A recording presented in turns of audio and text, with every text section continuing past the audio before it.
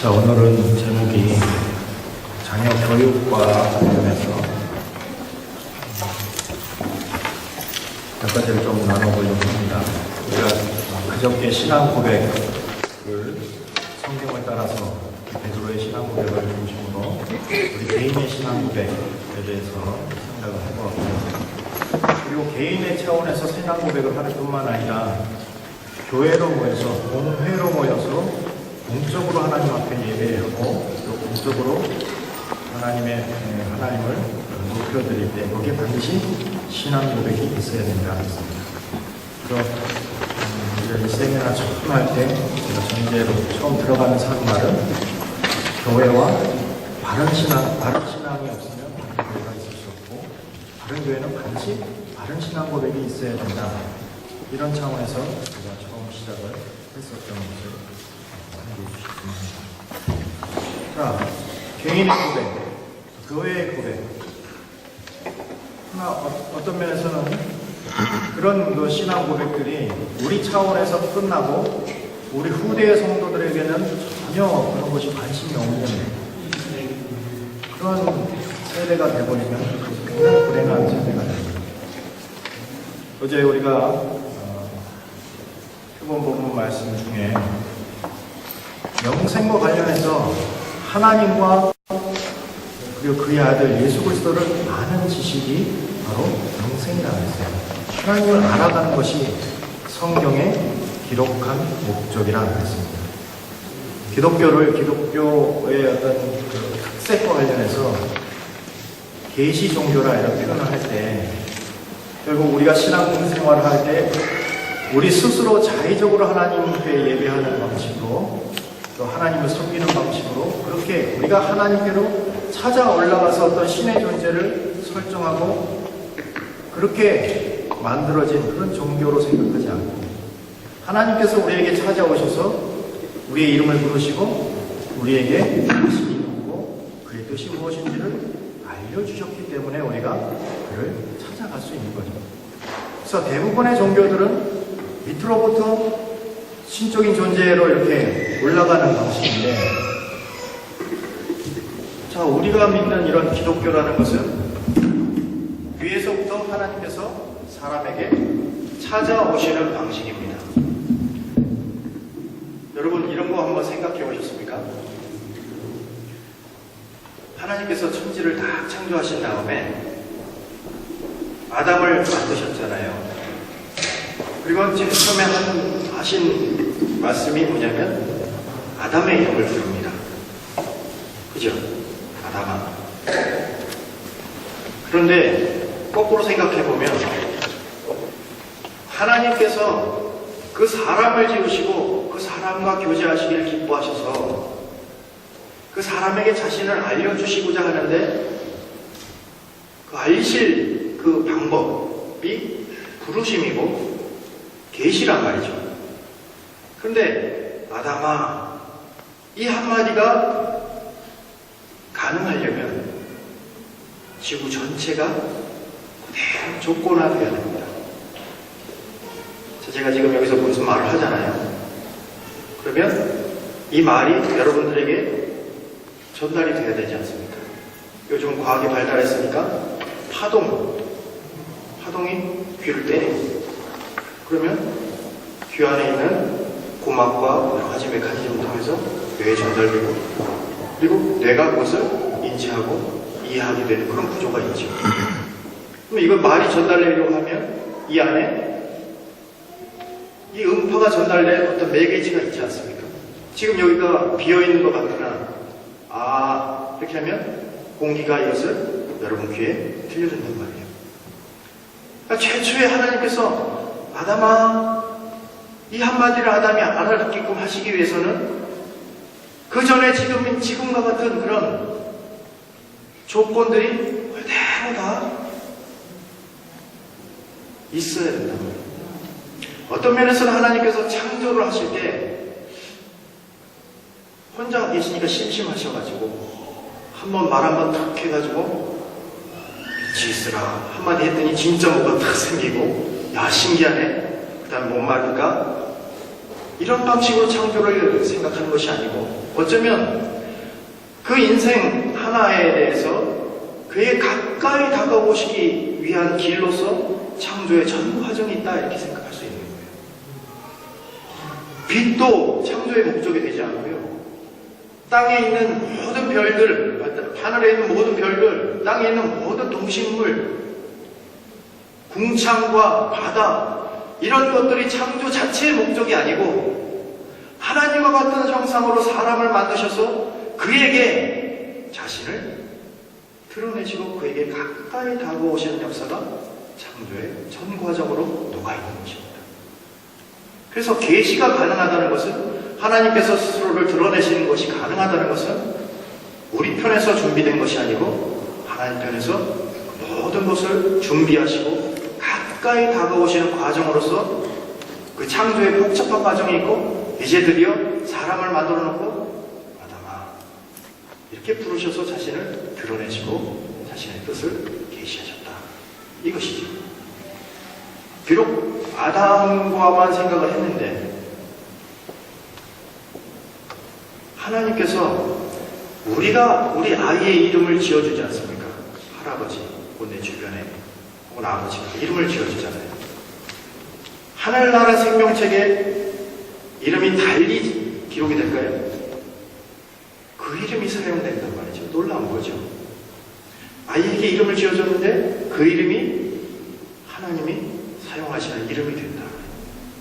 하나님이 아담아 이렇게 부르신 것처럼 우리 인생 가운데 우리가 불려지는 그 이름들이 전부 하나님으로부터 불려지고 하나님의 책에 기록되는 방식으로 그렇게 있을 것이라. 우리가 하는 모든 행동들, 모든 내용들이 결국 하나님께서 우리 생애 가운데 자신이 누구시고 자신의 뜻이 무엇인지를 되도록이면 드러내셔서 어떻게 하려고요? 알게 하시고자 하는 것이라. 이게 신앙의 핵심이 있는 것입니다. 거기에 그리스도를 아는 지식의 부요도 있고 거기에 하나님을 아는 지식의 풍요함도 있는 것이죠.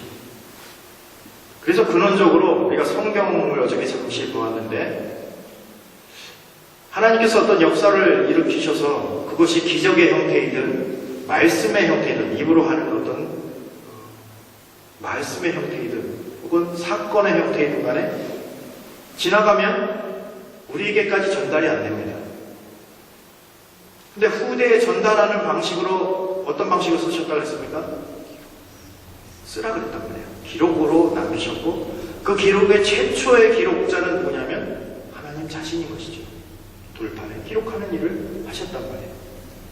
모세오경이 처음 창세기가 기록되지만 창세기 누가 기록했습니까? 모세가 기록했죠. 결국 그런 모범이 있는 거죠. 하나님께서 기록하시는 모범이 있고 하나님의 명령이 있고 자신을 드러내시는데 그 역사의 모든 기이한 현상이든 사건이든 사람을 통해서 일어난 일이든 혹은 하나님이 직접 입으로 말씀하신 일이든 그 모든 내용들이 기록으로 정착되게 하신 것은 근원적으로 하나님께서 의도하신 거라는 거죠. 어제 뭐라 그랬습니까? 만약 그때 지금 시대에 하나님께서 우리 시중에 어떤 모세의 역할자를 드러내셔서 후대에 뭘 전하라 그랬으면은 비디오로 찍어라 그랬을 겁니다. 비디오로 찍어. 그럼 우리 후대는 비디오를 돌려보면서 그때 무슨 일이 있었구나 이렇게 알 수도 있겠죠. 그런 방식으로 지금 하나님께서 그때 당시에 그렇게 역사하신 것이 아니고 기록하도록 하신 것입니다. 그래서 성경이 왜 중요한가 했을 때는 이 기록이 아니고는 하나님의 뜻, 하나님의 역사에 대해서 알 길이 없기 때문에 그렇습니다. 그래서 기독교를 아까 별칭한 것처럼 계시의 종교다 하는 이유는 하나님께로부터 온 것으로 하나님을 알아보고 하나님께로 온 것으로부터 우리가 찬양을 하고 하나님께 찬양을 드리는 것으로 그렇게 사용했던 것이죠. 자, 여기 그런 내용을 먼저 한번 살피고 그러면 그런 하나님이 자신을 알려주시는 방식의 어떤 함의가 무엇인지 좀 알아보고 그리고 이제 우리 교육, 자녀 교육과 관련해서 좀 더 실제적인 그런 내용들을 주로 이제 제가 경험했던 네덜란드 개혁교회 그 틀을 가지고 여러분에게 한번 소개해서 여러분들도 혹시 그런 것들을 통해서 자녀를 어떻게 교육할 수 있을지를 고민하고 그리고 그런 어떤 좀 길을, 방향성을 잡는 그런 기회가 되었으면 합니다. 신명기 4장을 한번 펴보십시오. 성경을 좀 많이 찾을 것입니다. 신명기 4장. 하나님께서 하나님을 드러내시는데 그저 지금 당사자인 모세 혹은 모세 동시대의 그 사람 1세대만을 위한 것은 아니라는 것을 살펴볼 수 있습니다. 4장 9절을 보시면 지금 하나님께서 어떤 그 호렙산을 기억하게 하시면서 그 계시의 근원적인 성격이 누구에게까지 미치는가를 하나님이 말씀하고 계세요. 자, 9절을 보시면 오직 너는 스스로 삼가며 내 마음을 힘써 지키라. 두렵건대 내가 그 목도한 일을 잊어버릴까 하노라. 두렵건대 내 생존하는 날 동안에 그 일들이 내 마음에서 떠날까 하노라. 너는 그 일들을 누구에게? 내 아들들과 내 손자들에게 어떻게 하라고요? 알게 하라. 기록의 필요성, 성경 어떤 계시 사건의 기록의 필요성은 바로 이것입니다. 우리가 신앙고백 어저께 1분의 성경에 대해서 배웠을 때 망각이나 사람의 인간의 망각이나 부패 오염이나 혹은 악한 영의 회방으로부터 기만이나 이런 것들로부터 하나님과 하나님의 뜻을 순수하게 보존하는 방식으로 기록의 방식을 사용하신다 그런 거죠.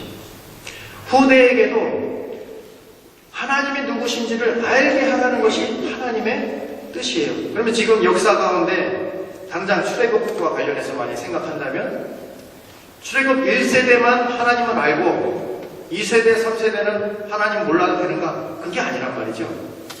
하나님께서는 출애굽 1세대와 관련해서 그 모든 역사 10가지 재앙을 직접 목독해 하시고 그리고 심지어 나올 때 바다를 그냥 마른 땅처럼 건너는 그 일이 있었단 말이죠.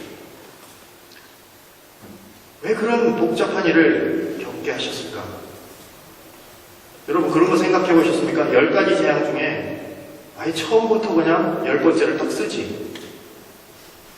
그렇잖아요? 한 번에 딱 하지. 복잡하게 10가지 해가지고 말이지 자꾸 사람 몰아가라 만들고 말이에요. 모세 피곤하잖아요. 가서 뭐 얘기하고 막 또 안 한다 그랬다가 안 한다 그랬다가 그렇게 하고. 왜 그런 줄 아십니까? 아마도 너무 쉽게 주어지는 것이 아니기에 되기를 원하셨던 것 같아요. 왜냐하면 애국 사람들이 당하는 그런 일을 이스라엘도 똑같이 보고 있는 거죠. 지금 이런 일들이 누구를 통해서 왜 일어나는지를 알게 하시는 방식이에요. 차츰. 나중에 초강수를 두셔서 나오게 할 때에도 그 바다를 갈라서 그렇게 나오는 그런 기적은 굉장히 큰 체험일 것이라는 거죠. 자기가 그렇게 나왔는데 자기가 나온 그 길을 뒤돌아오던 바로의 군대들은 전부 몰살당하는 거죠. 자, 이런 경험들을 그 1세대는 했단 말이에요. 근데 지금 신명기는 누구를 위한 기록입니까? 신명기 기록은 모세 말년의 기록입니까? 모세 초반의 기록입니까? 말년의 기록이죠. 그러면 이 정도 지금 신명기 모세 말년에 기록된 불과 2, 3년 후면은 모세가 어떻게 될지 모르는 그런 상황에서 후계자를 세우는 그런 일도 생각해야 됐을 것이고, 그럴 때 결국 이런 거를 기록으로 남길 때에는 누구를 염두하는 겁니까? 1세대가 아니고 2세대나 3세대를 염두에 둔 것이죠. 모세 본인이 그렇게 염두했다 이렇게 생각할 수 있으나 지금 성경에서 보는 대로 하나님의 생각은 그 당대 사람들뿐만 아니라 그 당대의 후손들, 그 후손의 후손들도 하나님의 생각 가운데, 의중 가운데 있었다는 건 분명합니다. 10절을 보시면 내가 호렙산에서 내 하나님 여호와 앞에 섰던 날에 여호와께서 내게 이르기를 나를 위하여 백성을 모으라. 내가 그들에게 내 말을 들려서 그들로 세상에 사는 날 동안 나 경외하기를 배우게 하며. 첫 번째, 대상, 거기 모인 사람들, 너네들, 그리고 그 자녀에게 가르치게 하려 하노라. 누가 그랬다고요? 하나님의 오심이 그렇다 말이에요. 하나님의 말씀을 기록하게 하실 것을 알게 하시는 차원은 나만 신앙 고백하고 내 동료들, 내가 지금 회로 모여서 이 공동체에서 고백하는 것뿐만 아니라 하나님의 마음은 그 자녀들, 손자들, 아직 손자가 없죠, 여러분. 손자 있는 분들 있으시고. 우리 손자가 5. 축하드립니다. 손자들. 그렇죠? 아직 눈에 보이지 않는, 가시적이지 않은 어떤 그런 자들에 대해서도 하나님이 마음 쓰고 계시고 그 신앙의 계대를 이어가기를 바라시는 것이 중요한 포인트인데, 그게 바로 계시 목적일 수도 있다는 겁니다. 하나님께서 자신을 알리시는 목적이 그저 자신을 그 대에 목되게 하고 그를 그 대에 그 사람들에게만 하나님께서 자신을 드러내셔서 신앙 고백을 하게 하고 그와 동행하는 것뿐만 아니라 그 신앙은 그 약속의 가정을 따라서 그 자손과 그 자손의 자손에게도 하나님이 신경을 쓰고 계신다. 신앙 교육이라는 것이 선택사항입니까? 필수입니까? 여러분, 우리가 아이들이 잘되게 어떤 생활하기 위해서, 아이들이 사회에서 그런 번듯하게 좀 이렇게 잘 자라기 위해서 교육을 합니다. 교육을 할 때 그냥 설렁설렁 교육하게 합니까? 되도록이면 좋은 학교를 찾고, 되도록이면 좋은 선생님 누군지를 보고, 심지어는 학과 외에 어떤 학원도 보내고, 그 신경 엄청 쓰잖아요. 돈이 얼마가 들어도 때로는 빚을 내서라도 교육을 하지 않습니까? 그런데 자녀 신앙 고백은, 자녀 신앙 교육은 해도 그만, 안 해도 그만. 시간이 남으면 좀 하고, 이놈 새끼야, 너 교회는 가야지. 이것으로 우리가 할 도리를 다 하는 것인가? 그런 건 아니라는 거죠. 하나님께서 가정을 이루게 하시고, 신앙을 갖게 하시고, 그리고는 자신을 드러내셨을 때는 우리뿐만 아니라 우리 자손과 우리 후손에게도 하나님께서 동일한 요구를 하시고 계시는 것이죠. 신명기 6장을 보시면 조금 넘기셔서 비슷한 표현이 있습니다. 6장 4절부터 보시면 한번 읽어보십시다. 4절부터 7절까지 시작.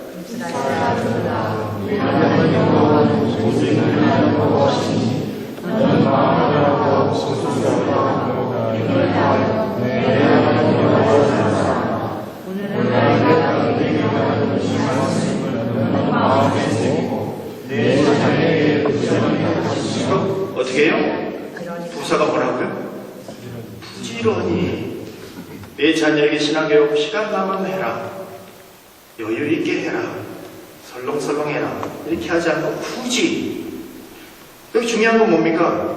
자녀를 교육하기 전에 첫 번째 해야 될 일은 뭐죠? 부모가 6절에 있어요. 내 마음에 먼저 새겨야죠.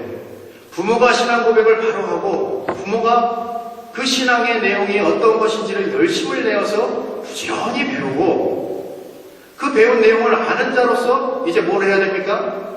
내 자녀에게도 그 동일한 내용을 부지런히 가르치는 것이 누구의 뜻이라고요? 하나님의 뜻이라. 11장으로 19절, 11장 19절로 보시면 18절. 이러므로 너희는 나의 이 말을 너희 마음과 뜻에 두고 그것으로 너희 손목에 매어 기호를 삼고 너희 미간에 붙여 표를 삼으며. 왜 이런 짓을 해야 됩니까? 굉장히 이상할 것 같지 않습니까? 손목에다가 뭘 써가지고 이렇게 붙이고, 몇 가지는 좋아요. 여기다가 뭘 써가지고 붙이라는 거 이상한 형태죠. 이스라엘은 나중에 이제 이런 형태만 하고 있었을지도 모르겠어요. 내용, 왜 하나님께서 그런 말씀을 하셨는지. 하나님의 의중은 없어지고 그냥 형식만 남아있는 경우가 있죠. 마치 주문처럼. 우리 신앙생활 할 때 제일 제가 안타깝게 생각하는 것은 주기도문입니다. 주기도문. 여러분, 주기도문을 우리는 어떻게 사용합니까? 기도를 가운데서 가로를 딱 이렇게 하면 어떻게 돼요? 주문처럼 사용하는 거죠. 주께서 가르치신 그 기도의 내용이 면면이 어떤 내용인지 우리가 생각해 볼 겨를도 없고 배울 겨를도 없이 예배 끝나는데 이제 예배 끝났다는 신호로 주기도문을 외운단 말이에요. 주문처럼 외우는 거죠. 자, 여기에 왜 이렇게 하라고 하는가 했을 때 19절에 그것을 너희 자녀에게 가르치며 집에 앉았을 때든지 길에 행할 때든지 누웠을 때든지 일어났을 때든지 이 말씀을 강론하고. 자, 머리에다가 붙이고 손목에다 가르치만 하지 말고 화장실에도 붙이고 대문에도 붙이고 이런 말이에요. 그 다음에 20절 내 집 문설주와 바깥문에 기록하라. 기록하라. 자, 이런 바탕 위에서 모세가 이렇게 그런 삶을 살았고 마지막 그가 떠나는 날 그런 자로서 살았던, 마치 베드로처럼 예수 그리스도 앞에서 고백을 하고 처음에 그 고백이 무엇인지 모르고 그저 따라다녔던 베드로가 이제 내용을 채우게 되고 그 내용을 따라서 또한 삶을 채워서 말년에 베드로 전후서를 쓰면서 양구의 본이 되는 그런 사도로 그렇게 생을 마감하는 것처럼 여기 모세도 그런 비슷한 내용이 있습니다. 신명기 32장을 보시면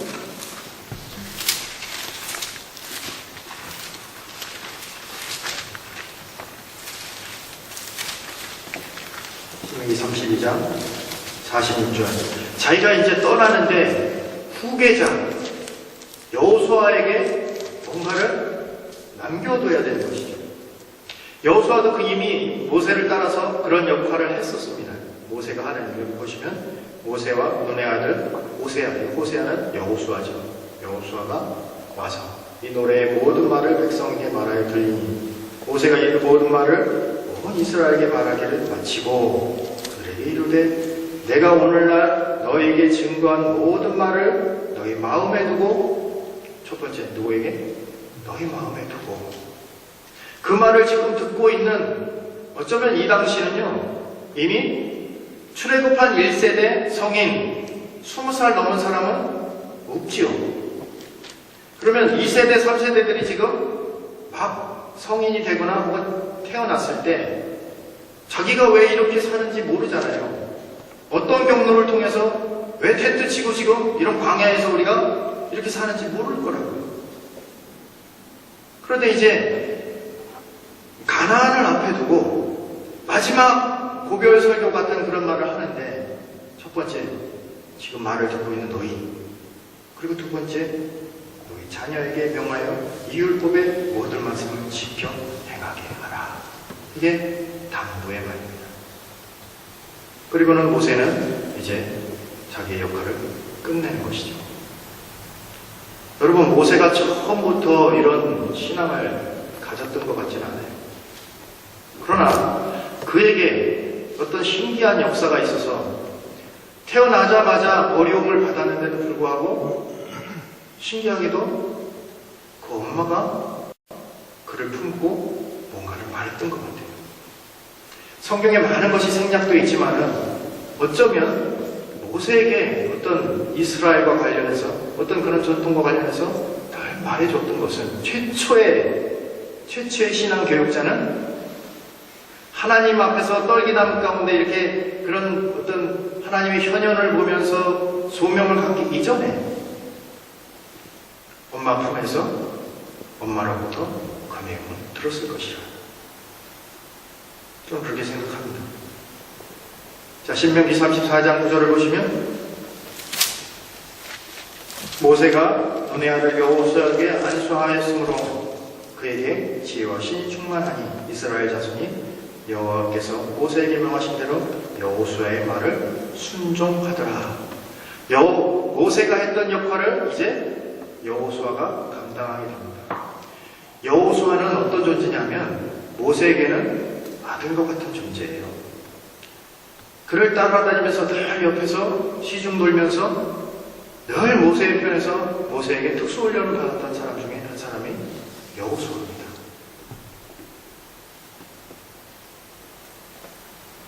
출애굽기 17장을 보시면 여호수아를 준비를 시키시는 것이 있는데요. 참 재밌는 표현입니다. 출애굽기 17장 보시면 17장 14절 어떤 내용을 기록하라고 모세에게 하나님께서 말씀하시는데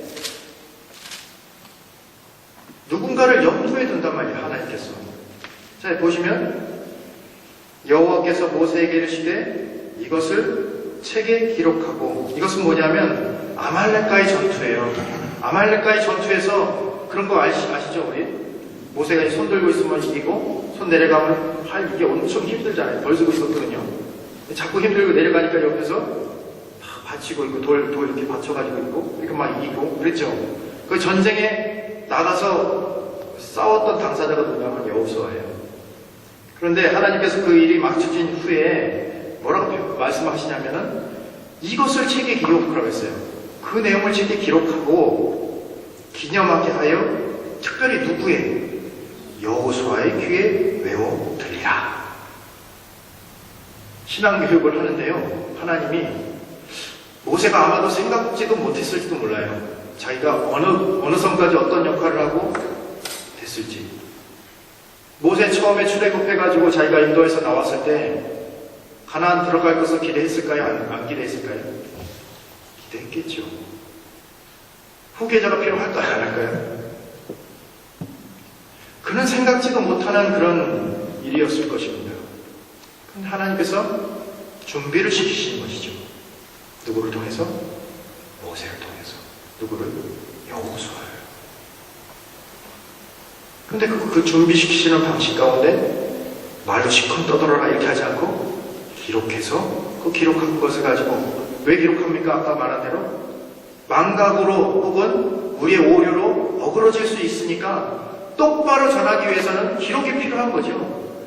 그렇게 가감없이 기록한 내용을 가지고 이제 여호수아에게 끊임없이 그 하나님의 일에 대해서 그 하나님과 그 일이 무슨 의미가 있는지 그 뜻에 대해서 알게 하시는 그게 바로 여기에 있는 거죠.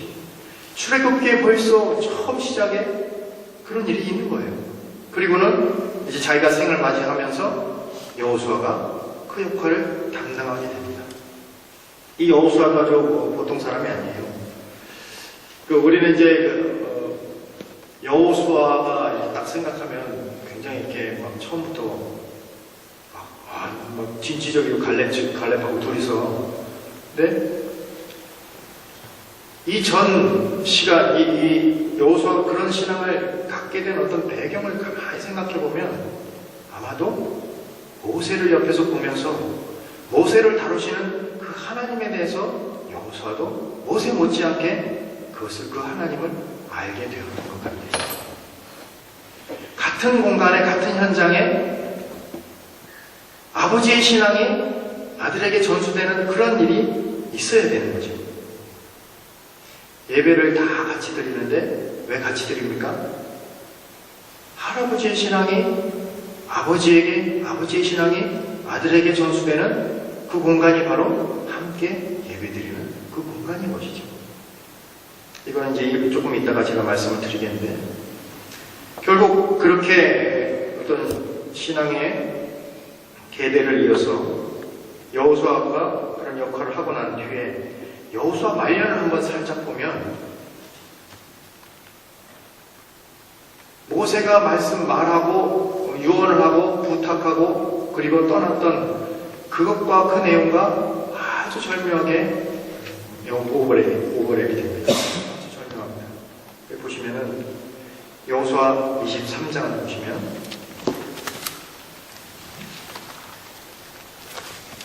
이건 이제 마지막 유언이죠. 여호수아도 이제 여호수아의 역할을 다 마치고 하나님 말씀대로 그 역할을 다 마친 후에 마지막 지금 남겨두고 떠나야 되는 사람들을 대상으로 해서 뭔가 다짐을 받고 싶은 거죠. 가만히 내버려두면 제 갈 길로 갈 사람들이에요. 왜냐하면 이제까지 그런 내용들이 너무 많았으니까. 뭔가 당부를 해야 된다고요. 자기는 더 이상 자기 역할을 할 사람들이 없는 것처럼 보이고, 그럴 때 마지막으로 당부를 하는 것이 23장, 24장입니다. 23장 1절을 보시면 여호와께서 이스라엘의 사방 대적을 다 멸하시고 안식을 이스라엘에게 주신 지 오랜 후에 여호수아가 나이 많아 늙은지라.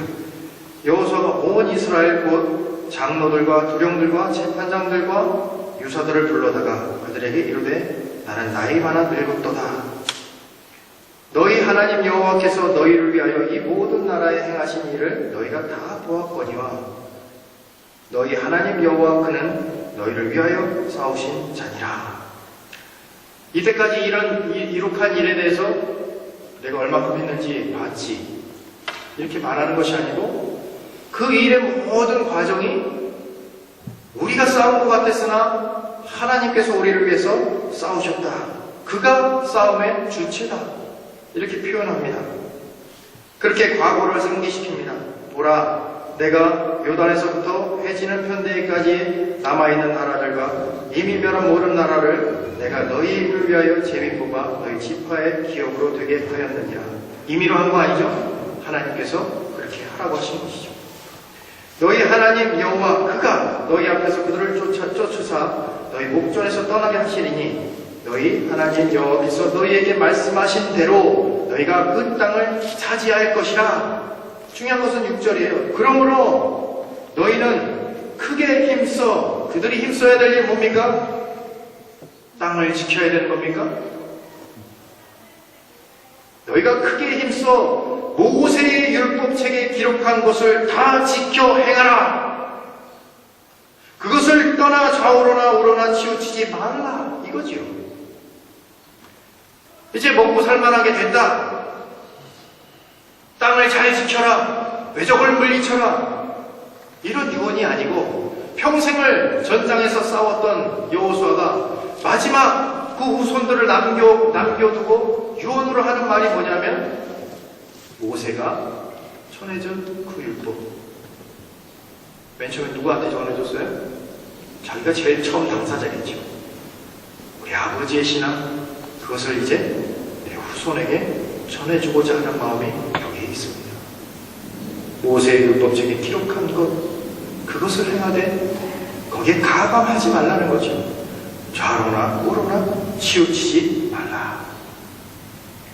그리고는 9절 이하에 이런 당부를 합니다. 여호와께서 광대한 나라들을 너희 앞에 쫓아내셨으므로 오늘까지 너희를 당할 자가 하나도 없었느니라.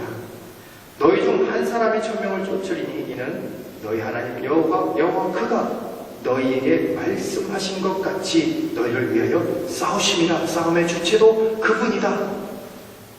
그가 약속한 대로 이 일은 그가 약속한 대로 그가 주체가 되어서 지금 이 현실은 도래한 것이다. 이렇게 현실을 설명합니다. 그리고는 그들이 해야 될 일은 스스로 조심하여 너희 하나님 여호와를 사랑하라. 이게 당부죠. 이 말을 하고 싶은 거죠. 하나님만 섬기고 하나님 말씀만 듣고 그를 사랑하라. 이게 마지막 하고 싶은 내용이죠. 근데 마음이 안 놓여요. 그러니까 아주 비상책을 내놓습니다. 경고를 이제 하고 난 다음에 경고 1, 13절 너희는 청명히 알라. 너희 하나님 여호와께서 이 민족을 너희 목전에서 다시는 쫓아내지 아니하시리니 어떨 때 12절 너희가 많이 경고죠. 많이 퇴보하여 하나님 말씀에서 벗어나고 하나님을 사랑하는 일에서 퇴보하여 너희 중에 빠져남아있는 이 민족들과 친근하여 더불어 혼인하여 피차 왕래하면. 혼인에 있어서 우리 이제 어저께 배웠던 신앙 고백 안에 결혼과 관련해서 이런 고백이 있습니다. 그리스도인들은 누구랑 고백으로 결혼을 해야 됩니까? 요즘은 조건이 여러 가지가 있는데요. 여러분 결혼 조건이 무엇이 있습니까? 일단 연령도 있을 수 있고 집안도 봐야 되고 그것도 있어야죠. 재산도 봐야 되고 그 사람의 포지션이 얼마인지 봐야 되고 공부를 얼마인지 봐야 되고 여러 가지로 해서 그 중에서 제일 좋은 사람 이렇게 딱 선택하잖아요. 좋다 이거예요. 거기까지는 양보할 수 있습니다. 그 조건에 하나를 더 집어넣자. 어떤 조건이냐면은 이런 거죠.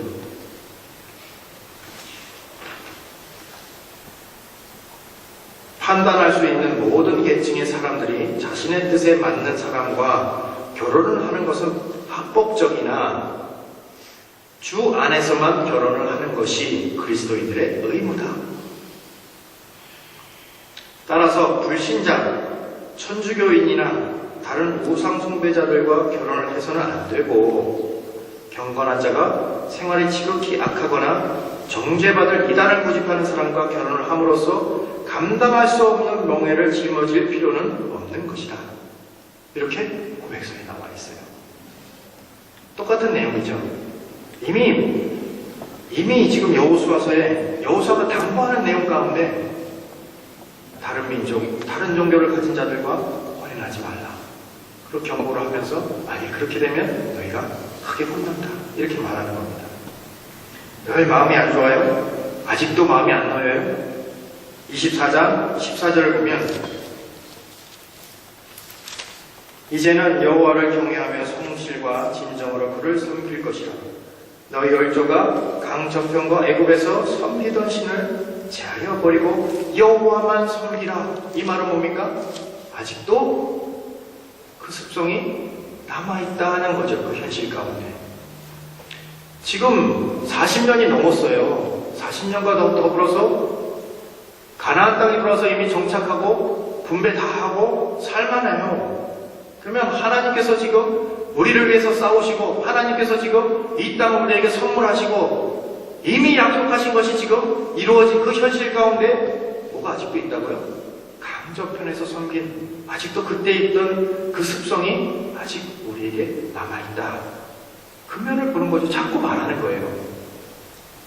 당부를 하면서 이렇게 말하죠. 15절. 아니, 여호와를 섬기는 것이 너에게 좋지 않게 보이거든. 너희 열조가 강저편에서 섬기던 신이든지 지금 너희가 거하는 땅 아모리 사람의 신이든지 너희 섬길 자를 오늘날 택하라. 오직 나와 내 집은 여호와를 섬기겠다. 이거 완전 초광서를 둔 겁니다. 인을 치는 거죠. 그냥 딱 못을 박아가지고 다짐을 받는 겁니다. 사인하고 각서 쓰라고 하는 거죠. 이 말을 듣고 오케이, 저에게 자유를 주셔서 감사합니다. 저희가 좀 알아보고 신을 선택하지요. 이러지 않는단 말이죠. 마지막 임종을 앞두고 마치 아버지 같은 사람이 이제까지 그 민족을 인도하였던 신앙의 어떤 스승, 선생 같은 분이 마지막 임종을 앞두고 오죽하면 이런 강수를 둡니까? 섬길 수 있으면 섬겨라. 나는 여호와만 섬기겠다. 이래 말하니까 백성이 어떻게 반응합니까? 아니요. 저도 당신이 섬긴 그 하나님을 그대로 섬길 것입니다. 그리고는 여호수아는 떠나고 31절을 보십시오. 31절. 이스라엘이 여호수아에 사는 날 동안과 한 명 하나님, 모세가 전하해준 그 하나님에 대한 어떤 가르침, 그가 누구시고 그의 뜻이 무엇인지, 그 앞에서 어떻게 살아야 되는지, 그 말씀, 기록된 말씀으로 좌로나 우로나 치우치지 않고 생을 걸어왔던 그 여호수아가 사는 날 동안 함께 살았던 사람, 행복한 사람이죠. 그 여호수아가 사는 날 동안과 여호수아 뒤에 생존한 장로들, 이 사람들은 어떤 사람들이에요? 여기서 아니요 하고 다짐받았던 사람들. 그 장로들 곧 여호와께서 이스라엘을 위하여 행하신 모든 것을 아는 자, 그게 사는 날 동안은 여호와를 잘 섬기는 것입니다. 신앙의 기대가 이렇게 가는 거죠. 모세가 여호수아를 생각하고 그렇게 말하는 것처럼, 그리고 준비시키는 것처럼, 또 여호수아가 지난 날 동안을 돌아보면서 남겨진 사람을 위해서 이렇게 고별 설교를 하면서 초강수를 두고 섬기면 섬겨라, 나는 여호와만 섬기겠다, 이렇게 했을 때 그때 그 자리에서 그 말씀을 알아듣고 그 말씀 따라서 나머지 생을 살아가는 그런 사람들이 있는 동안은 여호와만 섬기는 일이 있었던 것입니다. 신앙의 계대를 회복하는 것이지요. 신앙의 계대를 회복하는 것입니다.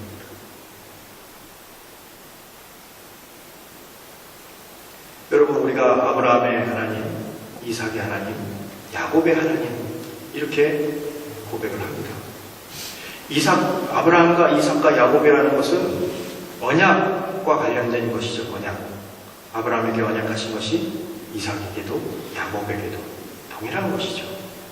근데 또 다른 한편에서는 그 신앙의 계보가 그렇게 연결되는 것입니다. 예를 들어서 아브라함은 처음부터 아브라함 된 사람은 아니죠. 하나님이 열심히 빚어가지고 아들 준다고 그러는데 안 주잖아요. 자꾸 아들 준다는데 안 주니까 맨 처음에는 종도 한번 아들로 후보로 탁 밀었다가 아니라 그러고, 또 어떻게 방법 써가지고 일 되게 하기 위해서 아내 말을 듣고 종하고 어떻게 해가지고 됐는데 그것도 탁 비밀었는데 아니라 그러고 자꾸 그러는 거죠. 아내도 뺏길 뻔하고, 아내를 뺏기려면 어떻게 해요? 안 되잖아요. 그러니까 창세기의 그 내용들을 보면은 그 언약하신 것을 어떤 자꾸 방해하는 요소들이 있어요.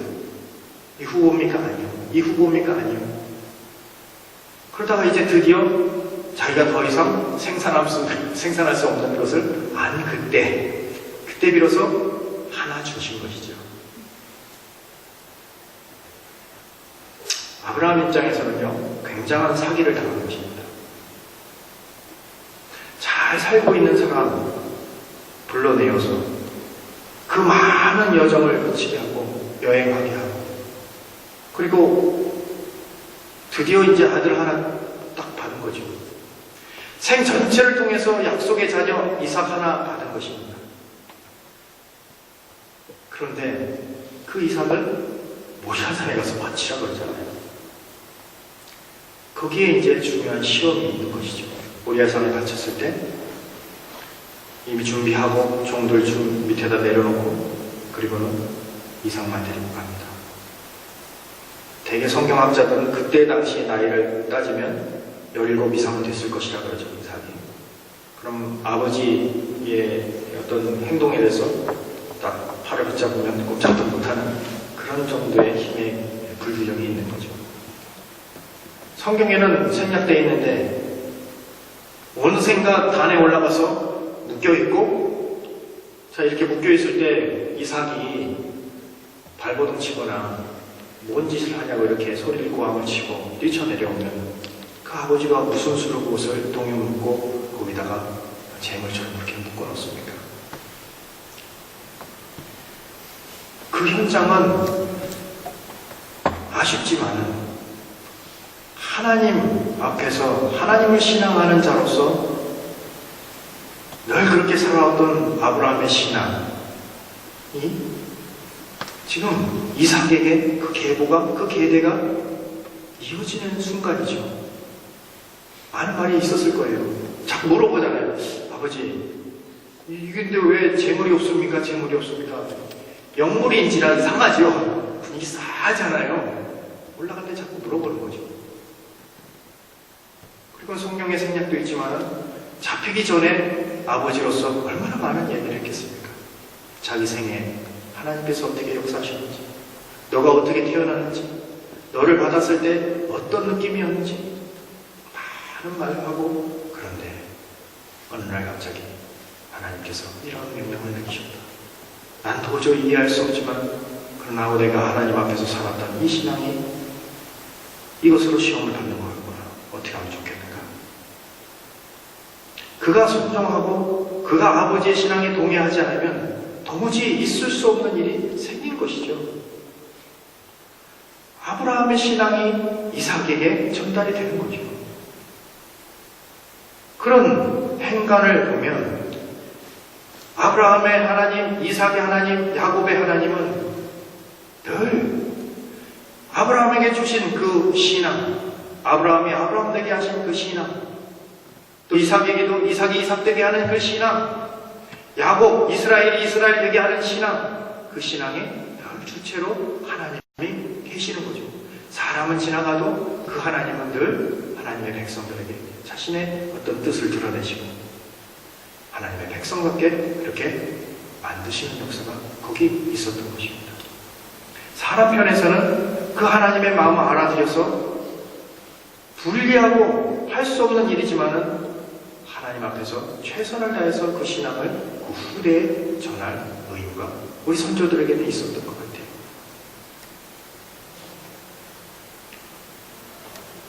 우리가 신앙 생활을 이제 하다 보면은 저는 저도 이제 아이가 있지 않습니까? 저 몇 명일까요? 3명? 되게 4명. 4명입니다. 그 아이를 기를 때, 특별히 우리 막내는 지금 2살인데요. 그가 태어날 때 제가 어떤 기도를 했을까요? 이렇게 기도했습니다. 하나님, 종에게 먼저 알게 하신 그 진리가 애한테도 이 평생에게도 허락되기를 소원합니다. 아이를 우리가 받아서 키워나갈 때 그 아이에게 가장 좋은 것, 가장 귀한 것이 무엇이고 아버지로서 그에게 선물할 것이 무엇인가를 먼저 고민을 하고 생각한다면 그게는 딱 한 가지예요. 하나님을 아는 지식이죠. 그를 아는 지식, 그와 동행하는 그 삶이 얼마나 복된 것인지를 그 아이에게 설명해주고 소개해주고 가르쳐주고 그리고 그런 사람으로 삶을 살면서 그것을 보여주고 그것이죠. 저희가 이제 저녁 때마다 그러니까 주일날 저녁 때 이제 밥을 먹고 난 다음에 꼭 이제 성경을 읽고 이렇게 하는데 아까 우리 찬송가 했던 나의 사랑하는 채 비록 헤어졌으나 그거를 이제 제일 먼저 가르쳐줬단 말이에요. 우리 애들한테. 그래서 그걸 막 불렀어요. 한참을 불렀는데 몇 달을 그렇게 불렀는데 아이들 제일 좋아하죠. 오늘 찬송 뭐 할까? 그러면 다 그거 얘기한단 말이에요. 근데 어느 날 순간 내가 가사를 보면서 스톱해버렸어요. 왜냐? 나의 사랑하는 채 비록 헤어졌으나 성경이 안 헤어졌거든요. 여러분도 성경이 안 헤어졌잖아요. 성경이 안 헤어졌어요. 일단 비록 헤어졌으나 어머님의 무릎에 앉아서 들은 바가 없거든. 내가 우리 집사람한테 당신이 애들을 무릎에 앉혀가지고 이렇게 헤어진 성경을 가지고 들려준 적이 있는가? 없단 말이죠. 3절은 더 심하잖아요. 어머님이 읽으며 눈물을 흘리시고 이런 게 없었다고요. 그렇죠? 솔직한 고백이에요. 우리가 노래는 하고 노래는 할 수 찬송가 있으니까 노래는 하고 할 수 있지만 신앙 고백해야 된다. 이제 누구나 다 동의하죠. 하나님의 뜻이고 어쩌면 하나님을 드러내실 때 우리만 하나님 잘 믿고 잘 살면 된다. 이것이 아니고 하나님 의중 가운데 생각 가운데는 그 자손에 대해서 그 자손의 자손에 대해서도 생각하고 우리에게 이 말씀을 하셨다. 분명하죠. 분명하다고요. 그런데 실제로 우리가 삶을 살 때 어떻게 신앙 고백을 하는가 이제 그걸 물어 들어가야 되지 않습니까? 해야 되는 건 당연한데 어떻게 해야 되는가? 그래서 이제 제가 여러분과 나누려고 하는 것은 바로 그 어떻게와 관계되어 있어요. 교환을 보시면 교환 있습니까? 이거? 있으신가요?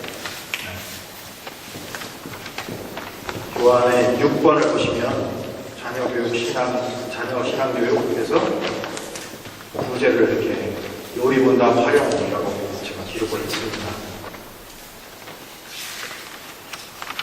자, 누구나 하나님에 대한 신앙, 하나님을 아는 지식, 나뿐 아니라 내 자녀에게 가르쳐야 된다는 그 필요성은 이제 확보가 됐단 말이죠. 그럼 이제 기술적으로 어떻게 하는가가 이제 우리가 실천할 수 있는 지금 여러분과 나누고 싶은 그런 내용입니다. 여기에 제가 기록해 놓은 대로 자녀 교육의 필요성이 분명히 있는데 언제부터 해야 되는가 자녀 교육을? 아이들이 신앙의 필요성을 인지하기 전부터. 그럼 언제 정도일까요? 그게 3살? 2살? 엄마 뱃속에 있을 때부터. 엄마 뱃속에 있을 때부터. 그리고 아이가 태어나서 이제 갓난아이가 되어도 교육은 아니겠죠. 일방통이겠죠. 뭘 성경을 읽어주고 뭐 얘기를 들려주고 하지만 아이가 이제 말귀를 알아듣는 그 시점, 1살에서 2살 이렇게 넘어갈 때 그때 신앙교육을 시작하는 것입니다. 그런데 이 신앙교육은 3가지 영역에서 동시에 이루어져야 이상적입니다. 자, 첫째는 학교, 교회 학교라고 불리는데 교회와 관계에서 신앙교육이 당연히 돼야 되겠죠. 또 하나는 가정에서 신앙교육이 돼야 됩니다. 그리고 다른 하나는 일반 학교 차원에서도 신앙교육이 돼야 됩니다. 이 3가지가 돼야 그런대로 신앙을 잘 가지고 있는 아이가 이렇게 성숙하게 아주 이상적인 것이죠. 먼저 교회에서 할 일은 뭐냐 하면 거기 나온 대로 주일날 예배 끝나고 하는 그런 신앙교육도 있을 수 있고 예배를 시작하기 전에도 있을 수 있습니다. 교재는 여기 표현한 대로 요리문답서를 가지고 활용할 수 있습니다. 그들이 이해할 수 있을 만큼의 그런 수준으로 최대한 그들이 이해할 수 있는 언어로 내용의 핵심을 전해주는 거죠. 묻고 대답하고. 상당히 교사들이 연구를 많이 해야 될 것이에요. 자, 그러나 주중에도 할 수가 있습니다. 주중에도. 그래서 이제 네덜란드 개혁교회에서는 어떻게 하냐면 일단 제일 중요한 것은 예배입니다. 공예배로서 모이는 그 시간이 아까 말씀드린 대로 할아버지와 아버지의 신앙이 그 자녀에게도 전수되는 같은 공간, 같은 시간이에요. 한국에서는 이제 어느 때부터인가 를 전부 다 나눠서 어른만 참석하는 예배, 아이들만 참석하는 예배, 학생만 참석하는 예배, 청년만 참석하는 예배를 전부 다양화시켰는데 네덜란드에서 이걸 어떻게 하냐면 같은 내용을 수준이 다르지만은 같은 공간 안에서 같이 듣는 것입니다. 그런데 0세부터 초등학교 3학년, 거기 학년으로, 그래서 우리나라로 가면 8살 글을 배우기 전까지는 예배 시작까지는 다 같이 앉아있고요. 목사님이 설교를 하기 전에는 그들이 나가서 선생님들이 그들에게 그들의 수준에 맞는 성경 얘기를 해줍니다. 그리고 설교가 끝나면 다시 들어오죠. 그러나 어쨌든 예배의 시작과 끝은 다 함께 하는 것이죠. 그리고 8살부터 글을 배우고 글을 어느 정도 쓸 수 있는 글을 배우는 그 시점부터는 그 자리에 다 앉았습니다. 우리 애들은 이제 되게 이렇게 막 하고 그럴 수 있거든요. 근데 그것이 훈련이 되면 아이들이 무슨 일이 생기냐면 이제 네덜란드 교회에서는 이런 이제 연습장이라고 할까 종합장이라고 할까 이렇게 하나씩 다 있습니다. 초등학교 그러니까 우리나라로 말하면 초등학교 1학년, 2학년 애들은 받아 적을 수도 없고요. 이 철자도 이게 쓰는 것도 힘들거든요. 걔네들은 사실은 그림만 그려요. 그림도 그리고 뭐 성경 구절 목사님이 이거 성경 구절 한 절 이렇게 자기 손으로 기록할까 뭐 그런 거죠. 되게 저학년들은 그렇게 됩니다. 그런데 그게 계속 되는 거죠. 그 순서, 그 시간, 그 들리는 내용을 계속 걔네들이 1년, 2년, 3년 고등학교 졸업할 때까지 고등학교 졸업하고 나서도 늘 가족이 함께 앉아있는 거죠. 할아버지, 아버지, 손자가 이렇게 긴 자리에 같이 앉아있는 거죠. 같이. 그러니까 그 예배 현장 자체는 신앙의 계대를 이룰 수 있는 가장 좋은 그런 기회입니다. 그리고 이제 나이가 중학교에서 고등학교 넘어가는 아이들은 교회에서 어떤 것을 제공하냐면은 주중에 한 번 저녁 시간에 목사님이 요리문답을 강의합니다. 그래서 아이들이 거기에 와서 교회에서 요리문답을 배우죠. 학원은 안 가도 요리문답 교육은 하러 옵니다. 엄마 아빠가 태워다 주죠.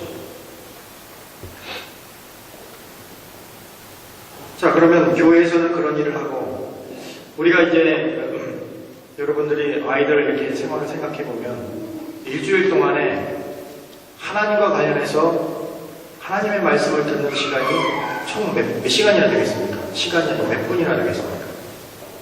그럼 교회에 와가지고 강도사님이나 선생님들의 말씀을 듣는 거죠.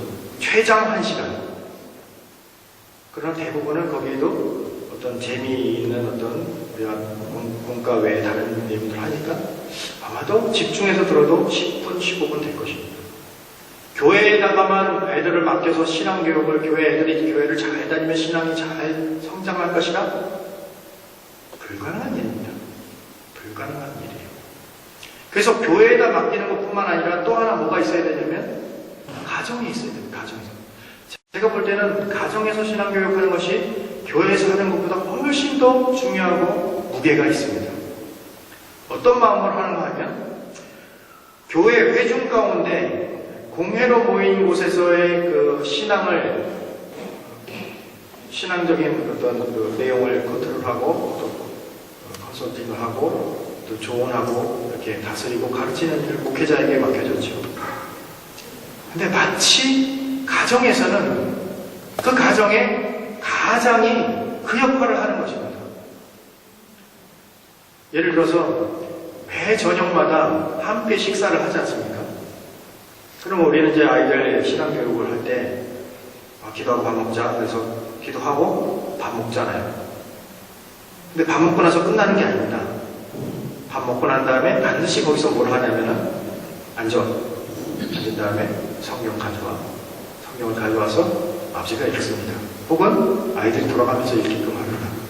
그리고 그 식사 후에 그 성경과 관련해서 아버지가 설명을 해주고 그리고는 아이들에게 묻죠. 질문도 하고 퀴즈도 하고 또 때로는 재미를 위해서 무슨 사탕이나 뭐 이렇게 선물 같은 거 쿠폰 같은 거 만들어서 준다고 꼬시기도 하고 매번 그럴 수 없으니까 그렇거든요. 그 밥 먹고 난 시간을 의도적으로 성경을 읽는 이유는 신명기 8장 3절의 내용입니다. 만나로만 사는 사람으로 만들지 말고 먹고 사는 그것뿐만 아니라 더 근원적으로는 하나님의 말씀으로 우리가 사는 것에 대해서 실제적으로 보여주는 것이죠. 실제적으로 보여주는 겁니다. 그래서 아이들이 그날 그 시간 동안에 뭘 하냐면은 자기가 학교에서 있었던 일을 자연스럽게 얘기를 합니다. 그럼 아버지는 거기에 대해서 조언을 해주거나 혹은 거기에 신앙적인 세계관, 신앙적인 인생관 이런 것들을 설명할 수 있고 또 설명하는 가장 좋은 그런 표현들 골든타임. 한국은 이게 불가능해요. 왜 그러냐니까 아이들을 만날 시간이 없어요. 평일날 저녁을 한 끼를 가족 전체가 모여서 먹을 수 있는 여건이 안 됐다고요. 근데 독일, 네덜란드 이런 곳에서는 일단 저녁 시간에 가족이 모여서 함께 먹을 수 있는 그런 기회가 있지 않습니까? 그럼 여긴 좋은 기회거든요. 그럴 때 한번 이렇게 해보는 거죠. 저녁을 먹고 난 다음에는 아이들에게 성경 가져와. 근데 이 성경이 아니어도 괜찮아요. 예를 들면 요리문답서, 요리문답서나 아니면 신앙고백서, 아니면 어린이 성경, 그건 상관없습니다. 정기적으로 이런 게 어디 꽂혀 있는 게 중요합니다. 항상 이거는 어디 그 자리에 있어야 돼요. 그 자리에 있고 아이에게 가져오라고 하는 시간 되면 그거 가져와. 그러면 이렇게 넣어 있다가 싹 가져와서 그거 가지고 공부합니다. 다시 갖다 놔. 그리고 또 시간 지나면 그거 가져와. 그리고 그 자리에 또 있는 걸 또 합니다.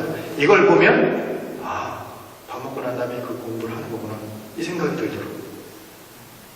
언제부터 해야 된다고 이런 일을? 태중에부터 해야 되고 아이가 자라서 만약에 태어난다면 아이를 앉혀서 아이가 스스로 앉아있고 어느 정도 말귀를 알아들 수 있는 그때부터 이 작업은 시작돼야 됩니다. 신앙교육은 교회가 다 해줄 수 없는 것입니다. 강사님 다 해줄 수 없고 교사들 다 해줄 수 없습니다. 1차적인 가장 1차적인 책임은 부모에게 있고요. 부모 중에서도 가장에게 있습니다. 아버지들에게 있습니다. 아버지가 질서에 있어서는 가장이기 때문에 성격적으로. 그래서 늘 엄마는 어떤 역할을 해야 되냐면 식사를 차리고 이제 다 먹은 다음에는 잠깐만, 자, 우리 성경 읽어야지 말해야 됩니다. 아이를 시켜가지고 그 자리에 있던 그거를 가져오게끔 해야 됩니다.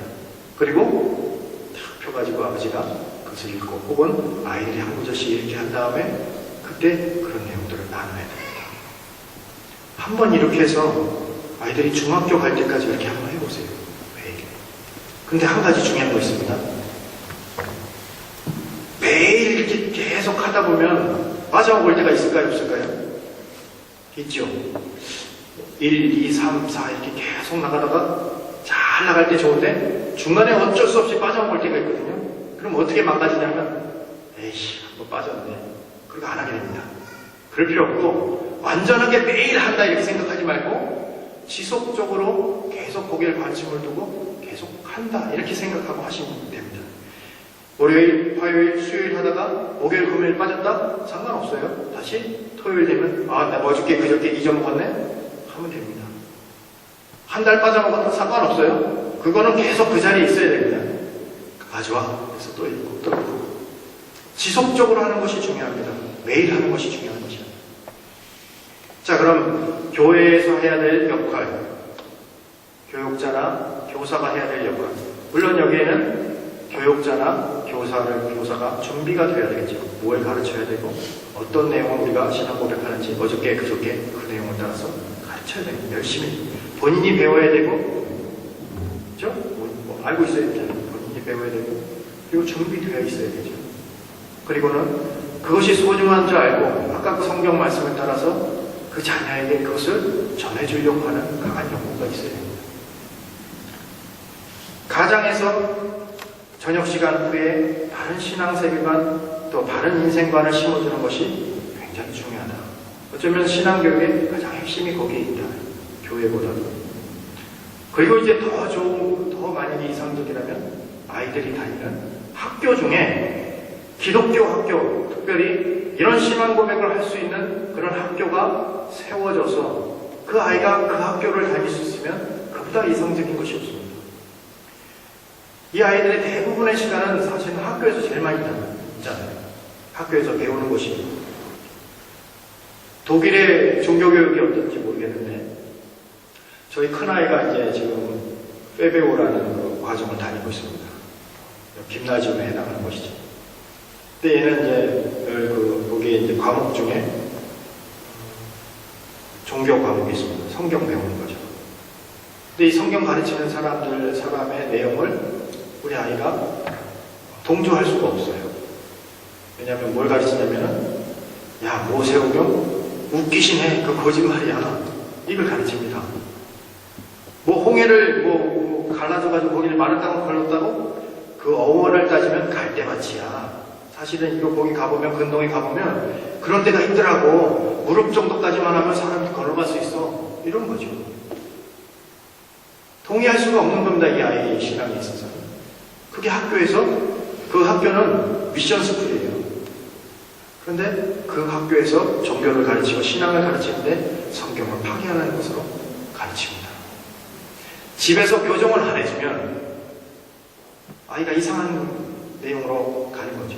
그런데 기독교라는 것과 관련해서 그런 내용이라도 말할 수 있는 기회가 주어지면 좋은데 아예 그런 기회조차 주어지지 않는 그런 학교가 대다수입니다. 성경을 배우지 않죠.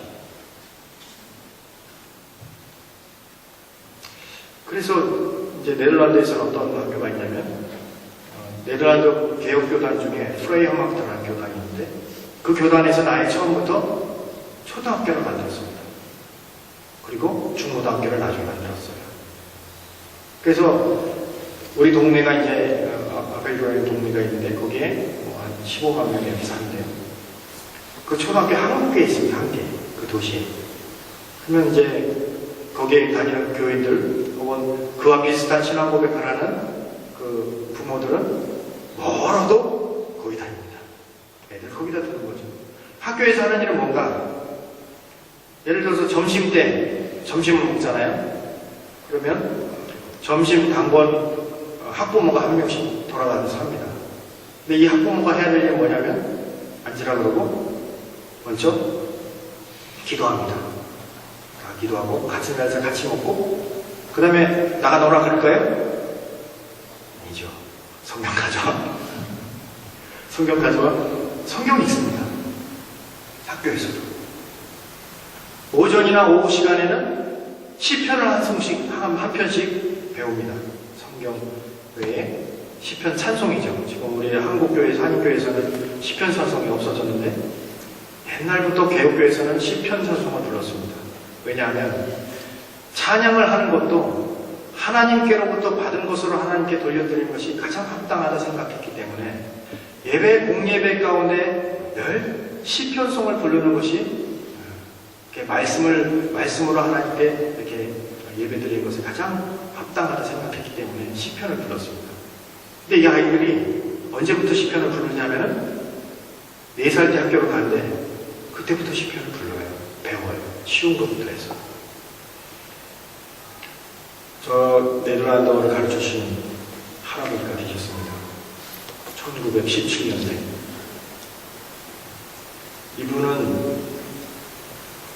이분 옆에서 예배를 드리면 시편 찬송가를 가지고 가는데 몇 편이 여기 써있잖아요. 앞에 써있거든요. 이걸 안 펴요. 가서 다 외우는 거죠. 네덜란드 교회의 사람들은 그렇게 삽니다. 어렸을 때부터 시편을 배우고 그냥 배우는 것이 아니고 암송을 합니다.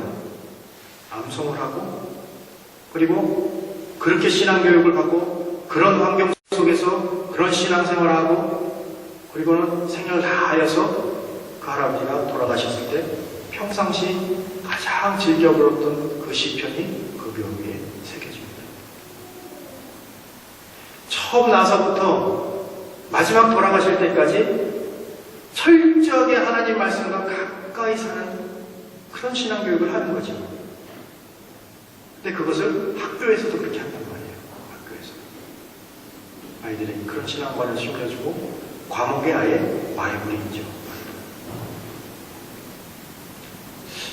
이게 이제 아이들을 교육할 때 지금 가장 이상적으로 생각하는, 제가 생각하는 틀입니다. 하나님 교회 교육, 지금까지 하시는 그 교육.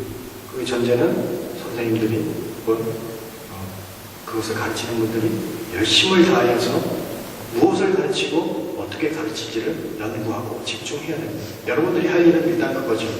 너희와 이렇게 했을 때는 내가 먼저 배워야 되죠.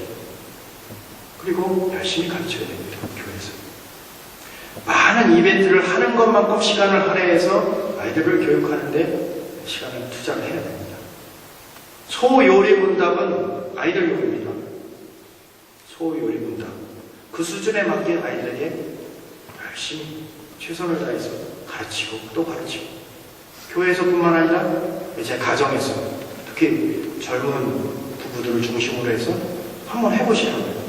저녁을 먹은 다음에 그냥 일어나지 않고 항상 아침 모인 그 자리에서 교재를 하나 가지고 혹은 성경을 가지고 읽도록 하는 거죠. 한 구절에도 괜찮아요. 한 구절 시편을 읽든지 잠언을 읽든지 아니면 마태복음을 읽든지 상관없습니다. 이게 어려우면 아이들 성경도 괜찮아요. 만화가 있고 막 읽어도 괜찮아요. 읽고 난 다음에 아버지가 반드시 정리를 해줘야 됩니다. 자기가 배웠던, 자기가 고백하는 그 신앙 고백을 따라서 아이들에게 지침을 주는 거죠. 어떤 지침이에요? 마치 시편에 있는 것처럼 하나님을 아는 지식이 정금보다 귀하다. 지혜가 정금보다 귀하다. 이런 가치를 아이들에게 알려줘야 되는 거죠. 열심히 학원 보내고 열심히 아이가 엄청 배울 수 있는 기회를 줘가지고 아이를 슈퍼맨으로 만드는 것이 신앙인의 자녀 교육이 아닙니다. 어떤 이런 신앙 정신을 본인도 회복하고 확보하고 내게 주어진 그 작은 성도 하나님의 자녀라 생각하고 내게 맡겨주신 그 평생 동안에 그 아이에게 최선을 다하여서 내게 주신 그 진리를 이 아이에게도 전수해 주기를 열심을 다해서 하는 거죠. 그럴 때 위로 하나님을 경외하고 아래로 사람을 존중히 여기는 그런 인생, 성령의 그런 신앙인 그것을 길러내면 세상은 그 사람의 밥입니다. 마음껏 회원주의여서 그 세상을 그렇게 살아갈 수 있는 것이죠. 무엇이 되는 것이 중요한 게 아니고 그것이 되고자 할 때 어떤 원리로 되는가? 아버지는 어떻게 살았고 나는 어떻게 살아야 되는가? 욕심의 덩어리로 만들지 마십시오. 욕심의 덩어리. 너는 이거 해서 이렇게 성공해야 되고 이것이 길을 제시해 줄 때 자꾸 그런 길을 보게 하지 마시고 그 아이가 자유롭게 자기 적성에 맞게 길을 찾아갈 것입니다. 그럴 때 그 일과 관계에서 어떤 것을 선택해야 될 그 순간에 무엇을 우선순위라고 어떤 것을 가지고 거기에 기준이 되어서 그것을 선택하는 이걸 가르쳐줘야지. 그럴 때 열심을 다해서 성경을 읽게 하고 또 열심을 다해서 신앙 고백을 배우게 하고 열심을 다해서 요리문답을 통해서 인생의 가치관을 정립하고 그렇게 돼야 이제 교회에 어떤 기름과 같은 자가 하나 만들어지는 거죠. 교회 일꾼 하나 만들려면요 에너지 엄청 듭니다. 밖에서 자꾸 모르는 사람 데리고 와서 전도하려고 하지 마시고 내 자녀를 교회의 기둥과 같이 내게 전수된 그 신앙을 저 아이에게도 바로 전수할 수 있는 그런 정신을 가지고 교회에서 아이들을 열심으로 키워야 됩니다. 최고의 선교는 뭡니까? 자녀를 많이 낳는 것입니다. 아멘. 저는 정직하게 또 정말 진지하게 이걸 제안을 합니다. 선교에 무슨 특강을 가면 선교사도 특강을 가면 선교의 가장 기본은 다산입니다. 다산. 성경적이고요. 결혼을 하라는 이유 중에도 자녀를 낳는 것과 관련이 있어요. 여기 이제 제가 마지막으로 읽어드릴 건데요. 웨스민 신앙고백서 24장 2절 보면 결혼과 이혼의 관계에서 이렇게 표현이 되어 있습니다. 2절에 결혼은 남편과 아내가 상호 협조와 합법적인 후손. 결혼과 관계에서는 항상 자녀 출산이 결부됩니다. 외람되지만은 요즘 시대에 청년들, 결혼을 앞두고 있는 청년들이 성과 결혼을 분리하는 경우가 있어요. 성을 굉장히 그냥 어떤 유희로 생각하게 하고 결혼은 그냥 제도나 혹은 관습으로 생각하게 하는 성경적이지 않습니다. 결혼 안에서 그것이 합법적인 것이죠. 그게 왜 그러냐면 후손 때문에 자녀. 합법적인 후손으로 합법적인 후손으로 인한 인류의 증가. 이렇게 고백이 나와 있어요. 인류의 증가와 거룩한 씨로 인한 교회의 증가. 우리 고백서에 아이를 낳으셔야 합니다. 아이 하나 기르는데 엄청난 에너지가 쏟아지는 건 누구나 다 압니다.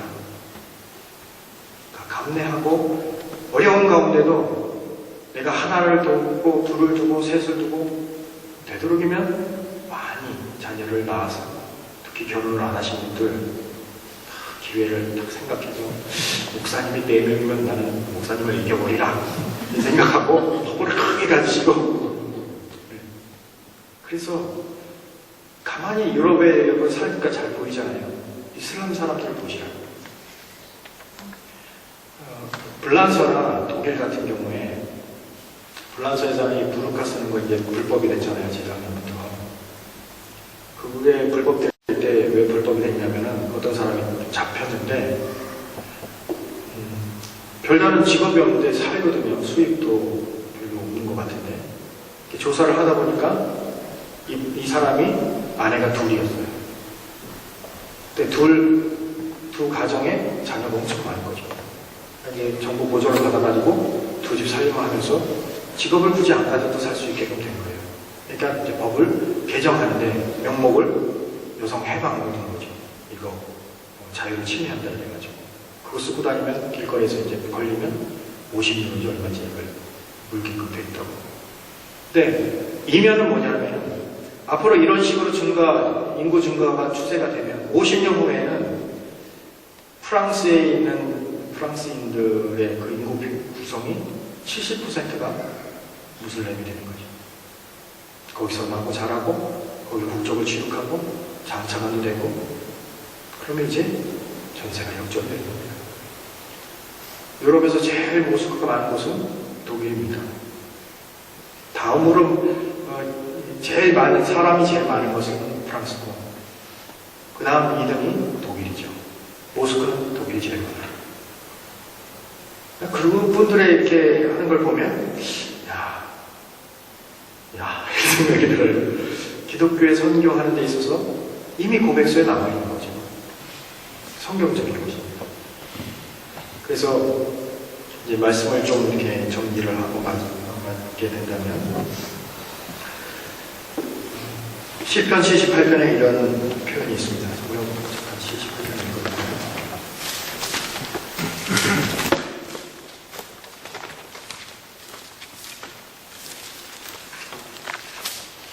성경 78편은 메시아의 시입니다. 메시아의 시인데 거기에 아삽이라는 옛날 다윗의 성가대장 같은 분이 시를 거기다 남겨주셨어요. 거기 보면 내 백성여 내 교훈을 들으며 내 입의 말에 귀를 기울일지어다. 내가 입을 열고 비유를 베풀어 비밀한 말을 발표하리니. 자, 비밀인데 발표한다 그러니까 알려진 비밀이죠. 비밀은 비밀인데 알려진 비밀.